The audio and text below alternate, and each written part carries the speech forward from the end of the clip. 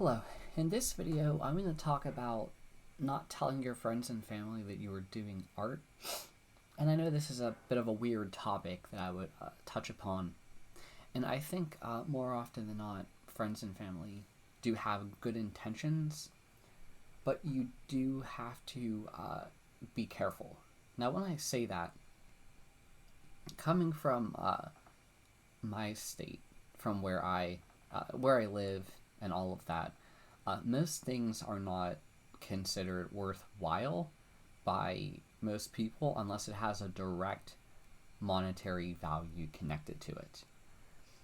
And I know that's a bit of a strange thing, but that tends to be the culture from where I'm from, and it's very it's very strange, unless it's I don't want to get controversial, but just know that it's not so much valued.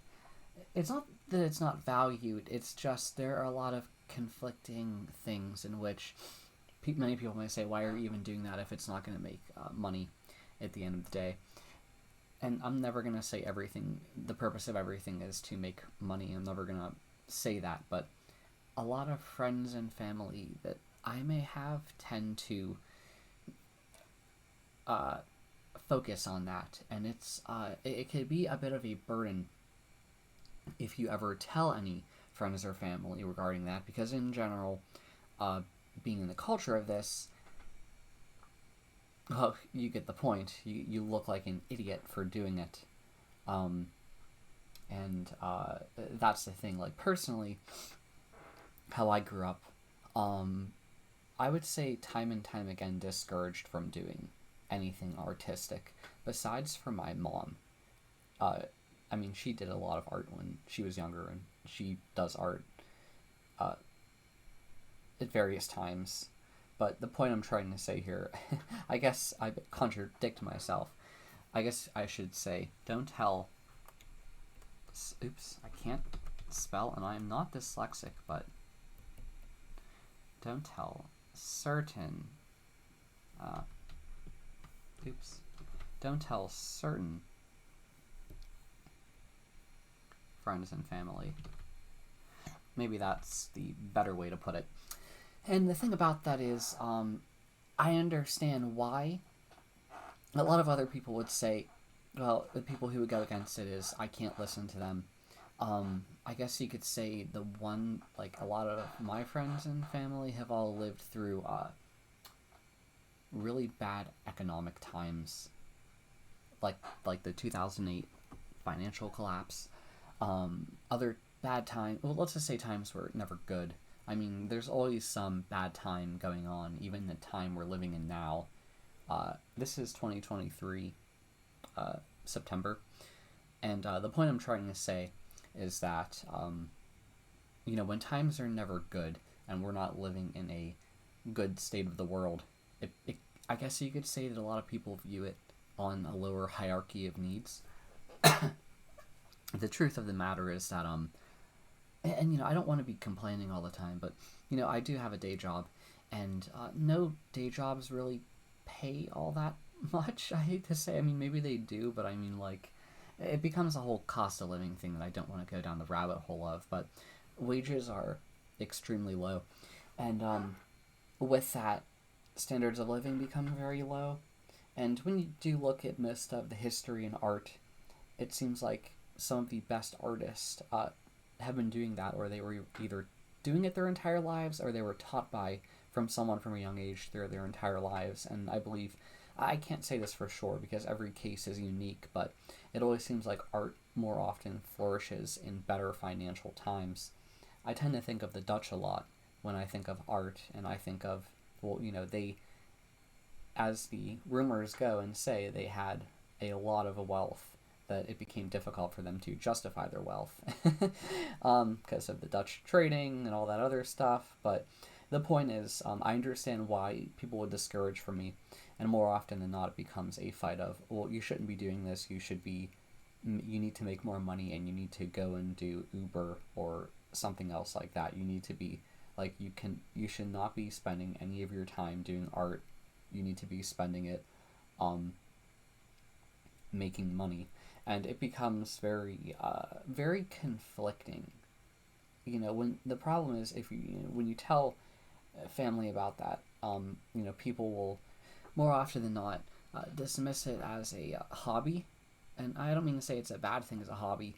The thing is, personally, I've been in the tech field. I do a lot of programming and stuff, and that was pretty much what I have been doing nothing but since like around 2016 or so. I mean, I was always interested in it beforehand, but you're encouraged to do that, and then once you get in the job field, I do it all the time, but it's just very it's a bit well, how do I put it? When art has a lot more freedoms to do stuff, I find a lot of the cases of it to be very unique. But more often when it comes to work, I don't mean to compare it to like art commissions compared to work, but I mean more often than not when it comes to actual work, for the period of time you're doing it, you are just, and it's what you sign up for. I mean, you get paid for it, so it's what comes with it. But with it, there's not a lot of creativity to it. If anything, it's just like you are the code monkey is commonly what I would refer to myself as. I mean, I do a lot of learning in addition to just working on a feature fix cycle, but in general, I tend to it tends to become a bit exhausting, and art is kind of my getaway from a lot of it. It's one of the only things that could really calm me. That and coffee and sleeping, but the point I'm trying to say is I think a lot of family has good intentions, but when you tell them, do be prepared for the worst unless you have an artist in your family, because more often than not, it's not going to be good. I mean, if you come from the socioeconomic and cultural background that I do, it does not come off well, and it's very discouraging. So that's why I feel like more often than not, you're better off not even telling anyone, because it just becomes a whole game of explaining. Yeah. So what else could I say on this? I think a lot of your cultural background really determines that. How do I put it?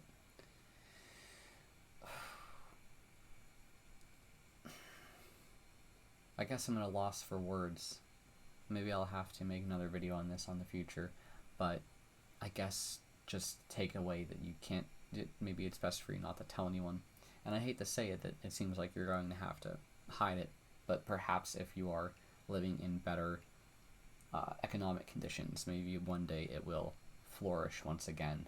I have no idea art is flourishing all the time, but to a certain extent, I kind of do understand how only certain people who are financially secure can really push art to the maximum of their ability. I mean, I have no doubt it could be done otherwise, but more often than not, at the end of a 9 to 5 or 8 to 6, or if you're in my field and technically you work 24/7 in some sense, in the event something goes wrong, and checking your email every day, constantly through the day, even on your days off. But when you do that, it becomes a bit of a disconnect.